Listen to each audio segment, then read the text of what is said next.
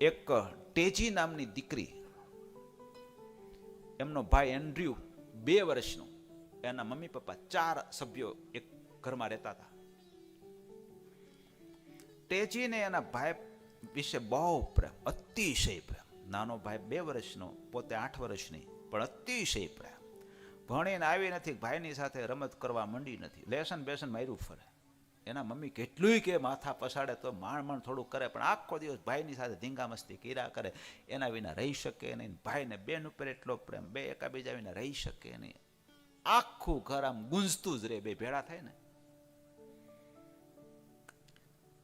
નાનું કુટુંબ હતું, સામાન્ય આવકવાળું કુટુંબ હતું, એટલે ભગવાનની દયાથી બધું ચાલ્યું જતું હતું. ખાઈ પીને આનંદ કરતા હતા. એમાં અચાનક એન્ડ્રુ એટલે તેજીના ભાઈને કંઈક તકલીફ પડી, એટલે આમ ચાલી શકે નહીં, કંઈ કરી શકે નહીં, એમ સૂંઢમૂઢ રહે. એટલે તેજી બહુ દુખી થઈ ગઈ, કરે મારા ભૈલાને શું થઈ ગયો. એને એના ભૈલા વિના રહેવાતું નહીં. ભૈલો બીમાર પડી ગયો, કંઈ બોલે નહીં, ચાલે નહીં, હસે નહીં, મસ્તી ન કરે, એટલે બહુ આમ હતપ્રસ્ત થઈ ગઈ.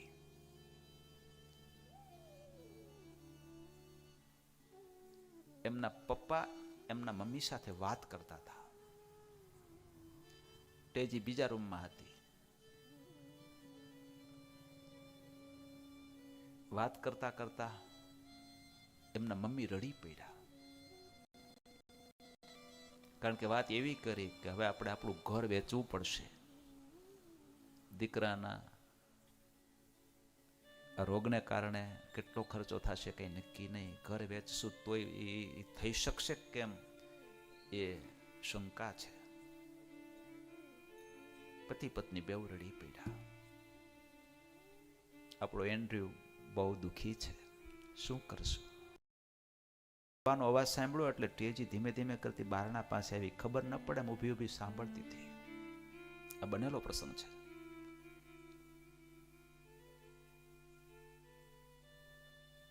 તેમના મમ્મીએ કહ્યું તો હવે શું કરશું. ત્યારે એમના પપ્પાએ કહ્યું હવે તો કંઈક ચમત્કાર થાય તો એન્ડ્રયુ બચે, નહીતર કોઈ શક્યતા નથી. ત્યાંના મમ્મી ચોધાર આંસુએ રડી પડ્યા, પોક મૂકીને, હું મારા દીકરા વિનાની થઈ જઈશ. તેજી ત્યાં રડી પડી, મમ્મી પપ્પા અહીંયા રડતા હતા. પણ એને એક શબ્દ સમજાઈ ગયો કે ચમત્કાર મળે ને તો મારો ભાઈ બચી જાય. એને ખબર નહોતી કે ચમત્કાર એ કોઈ વસ્તુ નથી, એવી એને ખબર નહોતી. એને એમ કે ચમત્કાર કંઈક એવી વસ્તુ હશે, એ જો આવી જાય ને તો મારો ભાઈ બચી જાય. નિર્દોષ ભોળી બાળકી 8 વર્ષની, બીજું કંઈ જાણતી નહોતી. પોતાના રૂમમાં આવી અને એની પાસે જે થોડા રૂપિયો ને 2 રૂપિયાના પૈસા આપ્યા હોય એ ત્યાંના એ એના પાકીટમાં હતા.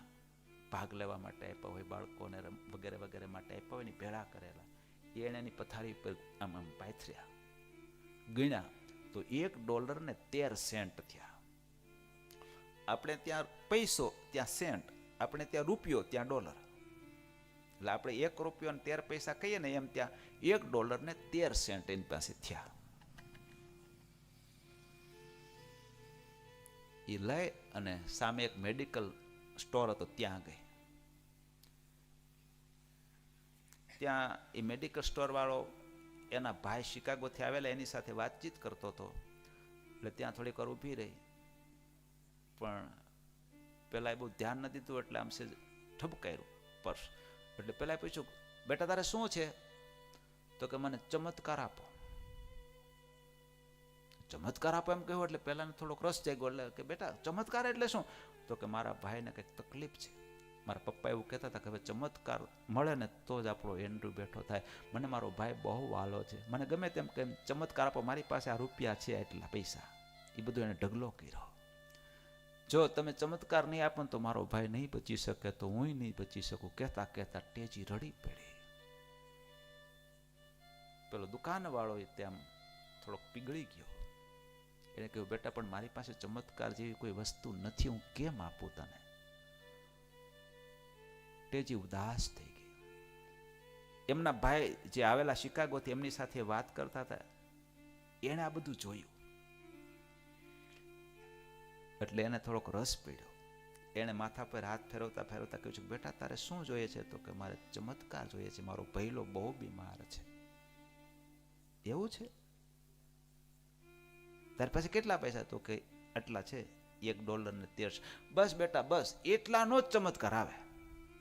તું જેટલા જોઈએ ને એટલા જ લાવી છો. દીકરી રાજી થઈ ગઈ. ચાલ બેટા, મને તારા મમ્મી પપ્પા પાસે લઈ જા. પેલા એ દીકરી પેલા ભાઈને એના મમ્મી પપ્પા પાસે લઈ આવી. બધી વાતચીત થઈ. ખ્યાલ આવ્યો કે મગજમાં ગાંઠ છે, ન્યુરો સર્જન દ્વારા એનું ઓપરેશન કરવું પડશે, કેટલો મોટો ખર્ચ થશે. પેલા ભાઈ આવ્યા હતા, એ ન્યુરો સર્જન ડોક્ટર હતા, શિકાગોના મહાન ડોક્ટર. એને હોસ્પિટલમાં એડમિટ કર્યો એન્ડ્રુને, ઓપરેશન કર્યું. ₹1 ખર્ચો ન કર્યો, ₹1. એન્ડ્રુ સાજો થઈ ગયો, ઘરે આવ્યો. તેજીએ કહ્યું કે પપ્પા, મને $1.13 ચમત્કાર મળ્યો, એટલે મને મારો ભાઈ પાછો મળ્યો. ડોક્ટરે ₹1 ફી ન લીધી. એ ચમત્કાર. આ દીકરીના અંતરમાં એવી શ્રદ્ધા હતી કે આટલામાં મને ચમત્કાર વેચાતો મળશે, તો ઠાકોરજીએ ચમત્કાર એને આપ્યો અને એની જિંદગી બચાવી લીધી. લાખ લાખ ધન્યવાદ એ ડોક્ટરને કે જેણે ગરીબની મદદ કરી. જે ગરીબ ભગવાનને પ્રિય છે, આમાં લખ્યું દિનહીન, જેને અતિ પ્રિય છે, એવા દિન ઉપર જેને દયા આવીને એની મદદ કરી, એની ઉપર ઠાકોરજી બાપ રાજી થાય